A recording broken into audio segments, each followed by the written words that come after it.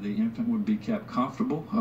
The infant would be resuscitated if that's what the mother and the family desired. And then a discussion would ensue between the physicians and the mother. When you were born, a discussion ensued between the doctor and your parents. What did the doctor say to them? Yeah, so when I was born without arms, I wasn't breathing and had no vitals, and so the doctor's first question to my parents was, do you want us to let him go? Because, you know, in his eyes, he didn't consider my life a viable life, much less a life worth living, and I'm super thankful that my parents chose to have me resuscitated. It's like the saddest question imaginable. Yeah. Do you want us? And your parents obviously said no. Right, yeah. It was hard for you growing up. Yeah, I mean, I think that when you're the only person that has to eat with their feet, write with their feet, do everyday normal tasks like everybody else does with their hands, you feel a little bit like an oddball. And so I think I compared myself to other people and definitely felt like I didn't measure up and that I wasn't as good as everybody else that had two arms. What message do you have for these states that are making it easier to terminate a pregnancy when a child is not deemed to be viable? Because you are clearly viable. You're married, you have 2 children.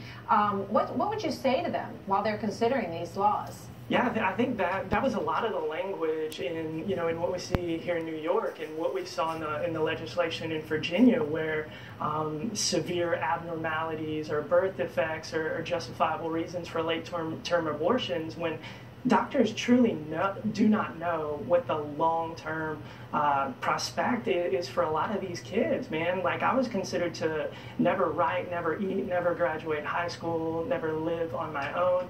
And here I am, you know, 34 years later, enjoying being a dad, enjoying being a speaker and a pastor. So I think that we start to step into dangerous territory when we start to think how valuable a child's life will be based on what you just can't know. You can't know. And you talk about a moment that happened when you were 15. Mm-hmm. That's a tough age for most kids. Right.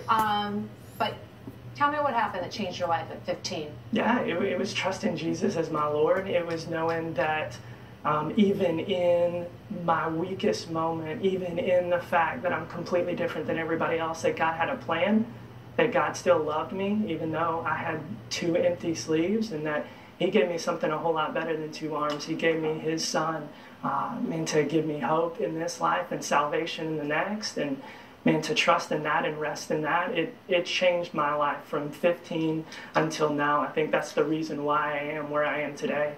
What do your kids say about it? They think it's pretty cool. You know, when Dad can eat with his feet and drive a car with his feet, they think it's pretty cool. Daniel, good to have you here. And you're speaking all around the country, and you clearly have a message for these states. Yes, ma'am. Thank you so much. Thank you for being here. Daniel Ritchie, a testament to saying yes, which your parents did. Thank you, sir. Yes, ma'am. Thank you. Honor to meet you. Thanks for being here. Coming up,